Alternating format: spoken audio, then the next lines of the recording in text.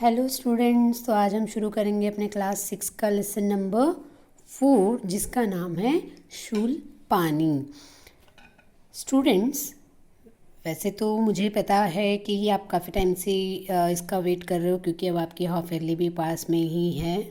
तो हम फटाफट से अपना लेसन स्टार्ट करते हैं। सबसे पहले आपको स्वामी ये जो शूल पानी है, ये आपको पता है किसके ऊपर है? ये आपको फ़ोटो दिख रहा है यहाँ पर, ये किसका है? ये फ़ोटो है स्वामी वर्धमान महावीर की।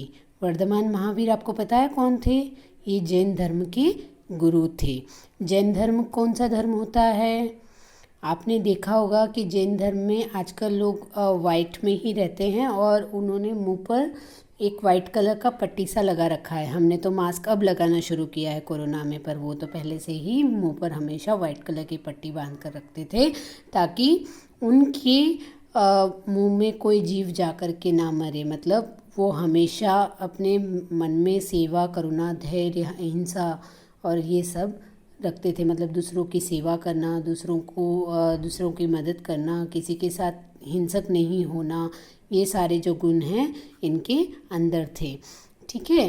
और स्वामी महावीर जो हैं वो जीवन पर्यंत अपना हमेशा क्या करते थे कि जो कोई भी उनको दिखता है कि हाँ ये गलत है, ये गलत रास्ते में जा रहे हैं, तो वो उनको हमेशा उपदेश दे करके उन्हें सही रास्ते पर लाने की कोशिश करते और अंत में वो आ ही जाता। तो इसी तरह इस लेसन में एक शूल पानी नामक का नर पिशाच है जिसका जीवन स्वामी वर्धमान महावीर ने कैसे बदला, उसके बारे में हमारा ये लेसन है। तो यह एक प्राचीन कथा है और इसलिए इसको ध्यान से सुनना, बड़ा मज़ा आएगा। प्राचीन है मतलब हिस्ट्री में से है, तो इतना मतलब आप इसको बोरिंग मत समझना। It's very interesting.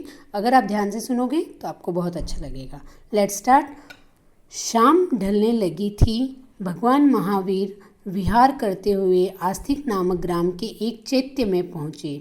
ग्रामवासी भोजन करके विश्राम करने जा रहे थे, तभी उन्हें भगवान महावीर के आगमन का समाचार मिला। पूरा गांव उनके दर्शन के लिए उमड़ पड़ा। तो क्या कह रहे हैं? एक दिन की बात है जब शाम ढलने लगी थी, मतलब सूर्यास्त होने लगा था, शाम ढलने लगी थी और भगवान महावीर विहार करते हुए मतलब घूमते हुए आस्तिक नामक, कहाँ पहुँचे? आस्तिक नामक ग्राम के एक चैत्य में पहुँचे। चैत्य कौन सा स्थान होता है बच्चों? चैत्य वो स्थान होता है जब कोई मर जाता है, इफ़ समबडी डाइज, है ना। जब कोई मर जाता है तो हम क्या करते हैं? उन्हें शमशान घाट ले जाते हैं और वहाँ पर उन्हें जलाते हैं। जलाने के बाद कुछ लोग होते हैं जो अपने जो फैमिली में से किसी की डेथ हुई है तो उनको जलाने के बाद उनकी स्मृति में वहाँ पर कुछ बनाकर उनका नाम वगैरह और ईयर वगैरह सब लिखते हैं ना। तो ये मोस्टली हम क्रिश्चियंस और मुस्लिम्स में ज़्यादा देखते हैं क्योंकि उनकी इसमें शव को जलाया नहीं जाता है ना। तो इसलिए मैंने एक धर्म का नाम लिया है। तो वो लोग क्या मोस्टली वही लोग ये काम करते हैं क्योंकि हम देखते हैं कि हम कैसे फ्लावर्स चढ़ाते हैं वहाँ जा कर के और कैसे हम उनकी याद को और ताज़ा करते हैं। तो सेम इसी तरह वहाँ पर एक चैत्य बना हुआ था, चबूतरा। तो ग्रामवासी भोजन करके विश्राम करने जा रहे थे। जो ग्रामवासी है वो खाना खा करके क्या करने जा रहे थे? रेस्ट करने जा रहे थे। तभी उन्हें कौन मिला? भगवान महावीर के आगमन का समाचार मिला। आगमन मीन्स कि भगवान महावीर पधारे हैं, आए हैं। उन्हें ये सूचना मिली, उन्हें ये मैसेज मिला। पूरा गांव उनके दर्शन के लिए उमड़ पड़ा। जैसे ही पूरे गांव में ये बात फैल गई, पूरा गांव उनके दर्शन के लिए उमड़ गया। भगवान महावीर जिस चैत्य में ठहरे हुए थे उसी में शूलपानी नामक एक क्रूर नर पिशाच रहता था। तो जिस चैत्य में महावीर स्वामी ठहरे हुए थे वहाँ पर और कौन रुका हुआ था? नर पिशाच। नर पिशाच मतलब मैंने आपको क्या बताया? कौन होता है नर पिशाच? नर पिशाच एक वह व्यक्ति होता है जो नीच एवं दुष्ट व्यक्ति, मतलब दुर्जन व्यक्ति। जैसे दो तरह के व्यक्ति होते हैं, एक दुर्जन और एक सज्जन, है ना। तो ये था दुर्जन व्यक्ति। वह अपने हाथ में एक शूल जैसा नुकीला हथियार रखता था, इसी कारण उसका नाम शूलपानी पड़ गया था। तो उस दुर्जन व्यक्ति का नाम शूलपानी क्यों पड़ा? क्योंकि उसके हाथ में एक नुकीला हथियार होता था। इसी के कारण शूल जैसा, शूल मतलब कांटा जैसा, शूल जैसा एक नुकीला हथियार रखता था, जिसके कारण से उसका नाम शूलपाणी पड़ गया था। उसके पास कौशिक नाम का एक विषैला सर्प था, जिसके काटने के पश्चात कोई जीवित नहीं बचता था। अब सर्प मतलब सांप, तो उस सांप का नाम क्या था? कौशिक। कौशिक नाम का एक विषैला सर्प मतलब जहरीला सांप उसके पास था, जिसके काटने से कोई भी जीवित नहीं बच सकता था। तो चैत्य बहुत पुराना होते हुए भी बहुत सुंदर था। उसके समीप ही गंडक नदी बह रही थी। सामने रमणीक उपवन था, उसमें हर समय रंग बिरंगे सुंदर फूल खिलते रहते थे। उपवन के बीचों बीच पीपल का एक विशाल वृक्ष था। तो क्या कह रहे हैं? चैत्य बहुत पुराना होते हुए भी, वो जो चैत्य है वो बहुत ही पुराना था, मतलब वो जो चबूतरा है जिसकी स्मृति में वो बनाया गया था वो बहुत ही पुराना था, फिर भी वह बहुत ही सुंदर था। और उसके पास समीप यानी कि उसके पास कौन सी नदी बह रही थी? गंडक नदी। याद रखना, कहीं भी किसी भी क्वेश्चन में ये आ सकता है। कौन सी नदी बह रही थी? गंडक नदी बह रही थी। और उसके सामने, उस चबूतरे के सामने क्या था? सामने रमणीक उपवन। रमणीक उपवन मीन्स एक गार्डन। रमणीक उपवन था, उसमें हर समय रंग बिरंगे सुंदर फूल खिलते थे। जो फ्लावर्स थे वो कलरफुल थे और वो हमेशा खिलते रहते थे।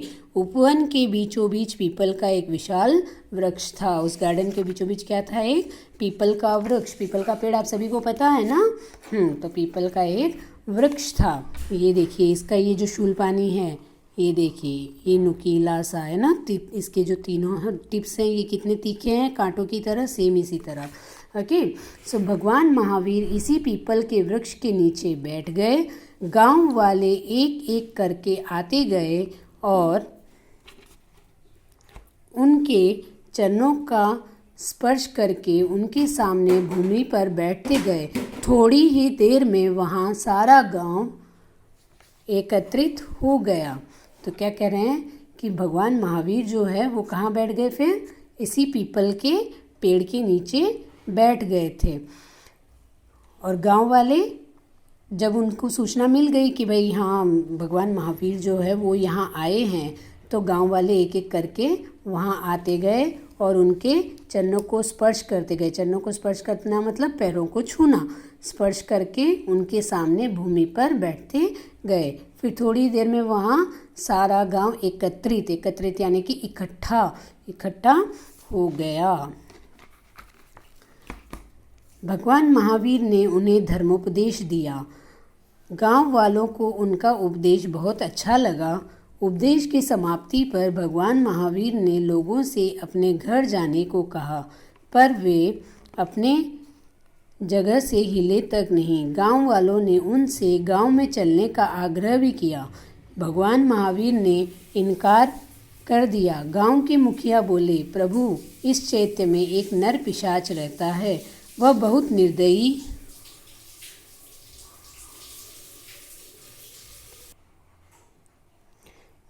निर्दयी है।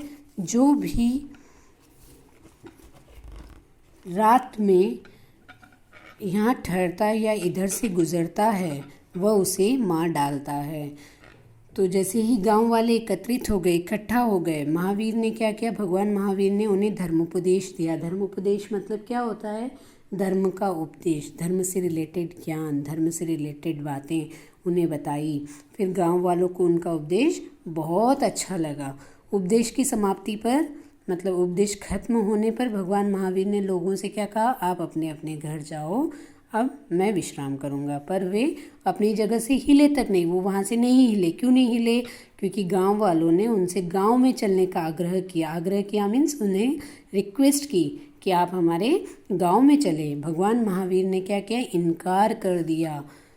गांव के मुखिया बोले, मुखिया मीन्स गांव के जो राजा थे, पहले के ज़माने में राजा होते थे, मुखिया होते थे, सरपंच होते थे। तो वो मुखिया ने क्या बोला? जो गांव में सबसे बड़ा हो, जिसे हमने माना है कि ये हमारा लीडर होगा, वही मुखिया होता है।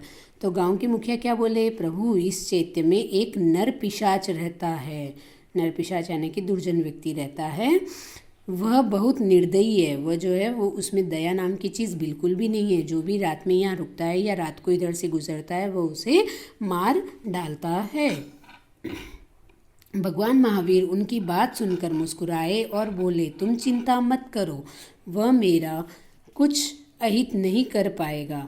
इतना कर कर वह समाधि लगाकर बैठ गए। गांव वाले दुखी मन से लौट गए। तब भगवान महावीर उनकी बात सुनकर क्या किए?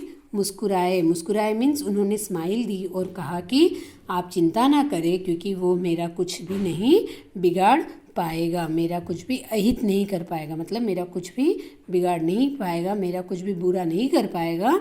इतना कर कर वे समाधि लगाकर बैठ गए और गांव वाले जो है वो दुखी मन से लौट गए, मतलब निराश होकर के लौट गए। कुछ समय पश्चात अंधेरा हो गया। शूलपानी बाहर से लौटा। उपवन में एक व्यक्ति को समाधि लगाए बैठे देखकर चौंका। क्रोध से उसकी आंखें लाल हो उठी। वह भगवान महावीर को गालियां देने लगा। उसने उन्हें जान से मारने की धमकी भी दी। भगवान महावीर पर इसका कोई प्रभाव नहीं पड़ा। वे समाधि लगाए बैठे रहे। तो थोड़ी देर बाद क्या हुआ? जब अंधेरा हो गया तब शूलपानी बाहर से लौटा अपने इस चैत्य में, और उसने उपवन में क्या देखा? एक व्यक्ति। गार्डन में क्या देखा उसने? एक व्यक्ति समाधि लगाए बैठा हुआ है। तब वह क्रोध, उसको गुस्सा आया। क्रोध यानी कि गुस्सा आया। गुस्से से उसकी आंखें कैसी हो गई? लाल हो गई। तो वह भगवान महावीर को गालियां देने लगा। क्या करने लगा? गालियां देने लगा। उसने उन्हें जान से मारने की भी धमकी दी। उसने कहा कि ये व्यक्ति, आप यहाँ क्या कर रहे हो? यहाँ से उठ जाओ, नहीं तो मैं तुम्हें जान से मार दूंगा। पर भगवान महावीर पर इसका भी कोई असर नहीं हुआ। वो पहले जैसे बैठे थे सेम इसी तरह अपनी समाधि लगाए हुए बैठे थे, मतलब वो बिल्कुल भी डिस्टर्ब नहीं हुए। तो क्रोधित होकर शूलपानी ने कौशिक नाग से कहा, तुम इस दुष्ट महात्मा को काट लो। तब जो है वर्धमान महावीर जो है वो हिले तक नहीं, है ना। तब इस शूलपानी को गुस्सा आया। गुस्से में आकर, मैंने जैसे आपको बताया था कि उसके पास एक काला सांप था, नाग, काला सर्प, विशैला, तो उसका नाम क्या था? कौशिक। उसने अपने कौशिक से कहा कि कौशिक जाओ इस दुष्ट महात्मा को काट लो। तब कौशिक फुफकारता हुआ भगवान महावीर की ओर बढ़ा। तभी भगवान महावीर ने शांत भाव से कहा, कौशिक ज़रा सोचो, तुम क्या करने जा रहे हो? ऐसा करने से तुम्हें क्या लाभ होगा? तब कौशिक को तो उसकी बात सुननी पड़ती थी, क्योंकि कौशिक पर उसका बहुत एहसान था। वह उसे पालता था, पोसता था, है ना। तो जब आपके लिए कोई इतना कुछ करता है तो आपको उसका एहसानमंद होना भी पड़ता है, राइट। तो कौशिक फुफकारता हुआ क्या किया? भगवान महावीर की ओर बढ़ने लगा। तभी भगवान महावीर ने शांत भाव से, एक होता है कि जब आपके सामने सांप आ जाए तो आप कैसे डर जाते हो, पर भगवान महावीर बिना डरे शांत भाव से, न चिल्लाए, न उस पर कुछ पत्थर फेंका, न कुछ किया। शांत भाव से कहा कि कौशिक ज़रा सोचो, तुम क्या करने जा रहे हो? जो तुम कर रहे हो वो सही है या गलत है? ऐसे करने से तुम्हें क्या लाभ होगा? मुझे काटने से तुम्हें क्या मिलेगा? ओके। तो भगवान महावीर की अमृतमयी वाणी सुनकर सर्प सम्मोहित हो गया। वह जहाँ का तहाँ रुक गया। शूलपानी और अधिक क्रोधित हो उठा। वह चिल्लाया, कौशिक, तुम इस दुष्ट महात्मा के कहने में क्यों आ रहे हो? क्या इसी दिन के लिए मैंने तुम्हें पाला पोसा है? मैं नहीं जानता था कि तुम इतने धूर्त निकलोगे। अब मैं स्वयं इसका वध कर देता हूँ।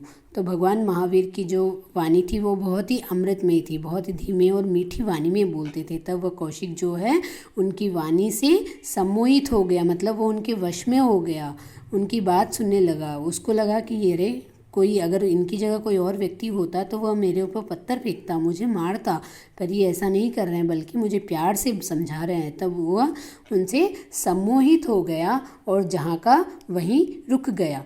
तो जब वो जहाँ का वहीं रुक गया तो शूलपानी को और क्रोध बढ़ गया। शूलपानी का जो क्रोध है उसका लेवल और भी बढ़ गया है। फिर उससे क्या हुआ? वह जोर से चिल्लाया कि कौशिक, क्या इस दुष्ट महात्मा के कहने की बात, इसकी दुष्ट आत्मा की, मतलब वह वर्धमान महावीर को दुष्ट महात्मा कह रहे हैं कि इनकी बातों में क्यों आ रहे हो? तुम इनका कहना क्यों मान रहे हो?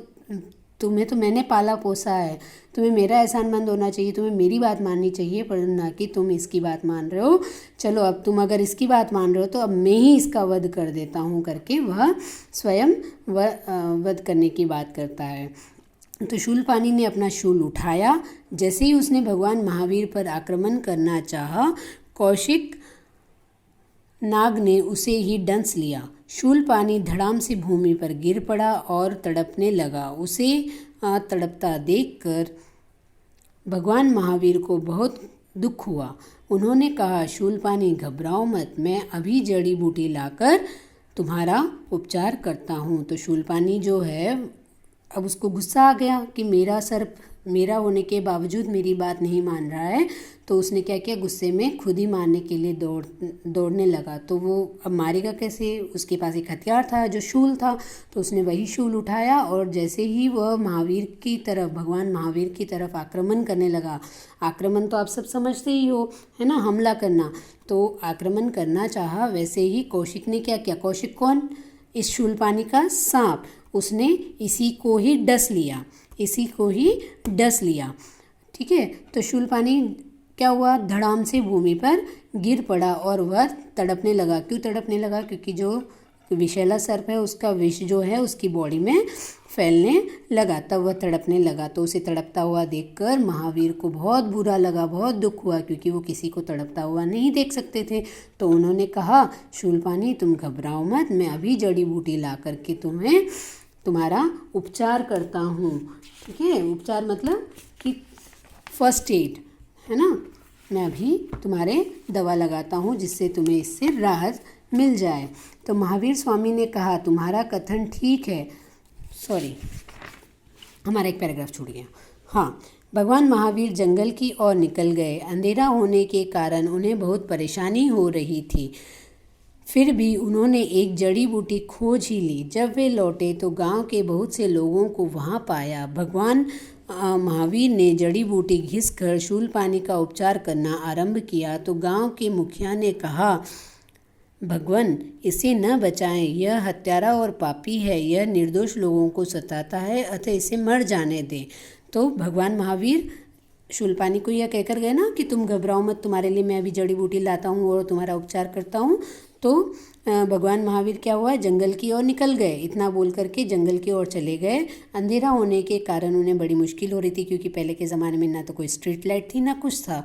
तो जो चांद की चांदनी होती थी उसी में लोगों को अपनी चीज़ें देखनी होती थी, या फिर उनके पास लैंप होता था। तो भगवान के पास तो लैंप नहीं था, तो उन्हें बहुत मुश्किल हो रही थी। फिर भी उन्हें कोई एक जड़ी बूटी मिली जिसको वो लेकर लौटे। तब जब वो लौटे तो उन्होंने क्या देखा, शूलपानी के पास गांव के बहुत से लोगों को वहाँ खड़ा पाया। तब भगवान महावीर ने क्या किया, जड़ी बूटी घिसना शुरू किया और शूलपानी का उपचार करना शुरू किया, ट्रीटमेंट करना शुरू किया। तब गांव के लोग क्या कर रहे थे, गांव के मुखिया ने क्या कहा, भगवान इसे ना बचाएं, आप इसको ना बचाओ, क्योंकि यह एक हत्यारा और पापी है। ये जिनकी कोई गलती नहीं होती उन लोगों को भी ये बहुत सताता है, तो इसे मर जाने दो, यही बेहतर रहेगा। तब भगवान क्या कहते हैं, सुनो। महावीर स्वामी ने कहा, तुम्हारा कथन ठीक है, पर इस समय शूलपानी कष्ट में है, हमें कष्ट में पड़े जीव की मदद करनी चाहिए। शूलपानी का स्वभाव है दूसरों को कष्ट देना, और मेरा स्वभाव है दूसरों की मदद करना। तो भगवान महावीर स्वामी क्या कह रहे हैं कि मुखिया जी आप सही कह रहे हैं, आप जो भी कह रहे हैं आपकी बात ठीक है, पर इस समय शूलपानी जो है वो कष्ट में है और हमें कष्ट में पड़े व्यक्ति की हमेशा मदद करनी चाहिए। हमें यह नहीं देखना चाहिए कि वह व्यक्ति कैसा है, पर हमें उसकी मदद करनी चाहिए, क्योंकि यह तो शूलपानी का स्वभाव है कि वह दूसरों को कष्ट देगा। पर क्या हम भी सेम वैसे ही हो जाएं, तो फिर उसमें और हमारे अंदर डिफरेंस क्या रहेगा, है ना। तो जब भी आपके सामने कोई कष्ट में हो तो उसकी आप मदद करना, ठीक है। तो दूसरों को कष्ट देना और मेरा स्वभाव है दूसरों की मदद करना, तो मैं इसकी मदद करूँगा। लोग चुप हो गए। कुछ ही देर में शूलपानी स्वस्थ हो गया। वह उठकर भगवान के चरणों में गिर पड़ा और बोला, प्रभु मुझ अज्ञानी को क्षमा कर दे, मैं बहुत बड़ा पापी हूँ। मैं जानता हूँ कि मेरे अपराध क्षमा करने योग्य नहीं हैं। अब मैं आपकी शरण में आया हूँ, आप जो चाहे सज़ा दें। भगवान महावीर ने उसे उठाते हुए कहा, उठो वत्स, सच्चे मन से किया गया प्रायश्चित ही सबसे बड़ी सज़ा है। तो जब भगवान महावीर ने ऐसा कहा तो क्या हुआ, लोग जो है वहाँ जो भी लोग थे वो सारे चुप हो गए और कुछ ही देर में शूलपानी जो है जड़ी बूटी का असर होते ही वह स्वस्थ हो गया। फिर वह उठकर भगवान के चरणों में गिर गया, मतलब वह प्रायश्चित करने लगा कि मुझ अज्ञानी को क्षमा कर दो, मैंने हमेशा लोगों को कष्ट दिया है, मैं बहुत बड़ा पापी हूँ, मैं जानता हूँ कि मैंने जो भी गलतियाँ की है वो माफ़ करने लायक नहीं है, क्षमा करने लायक नहीं है। पर अब मैं आपकी शरण में आया हूँ, मैं आपकी शरण में आ गया हूँ, अब आप मुझे जो सज़ा दें अब वही सज़ा मैं स्वीकार कर लूँगा। तब भगवान महावीर क्या कहते हैं कि जो मन से प्रायश्चित करता है, मतलब जिसको अपनी गलती का एहसास मन से हो जाता है, वही सबसे बड़ी सज़ा है। तो उठो वत्स, उठ जाओ मेरे बच्चे, सच्चे मन से किया गया प्रायश्चित ही सबसे बड़ी सज़ा है। मुझे अपना शिष्य बनाकर दीक्षा दे, मैं प्रण करता हूँ कि अब मैं किसी को नहीं सताऊँगा, शूलपानी ने कहा। फिर शूलपानी ने क्या कहा कि भगवान आप मुझे दीक्षा दे, मतलब मुझे आपको अपना गुरु बनाना है, तो आप मुझे दीक्षा दे। जब भी आप किसी को गुरु बनाते हैं तो वो आपको गुरु मंत्र देते हैं ना, तो आप मुझे दीक्षा दें, मैं प्रण करता हूँ, मतलब मैं कसम खाता हूँ कि अब मैं किसी को नहीं सताऊँगा।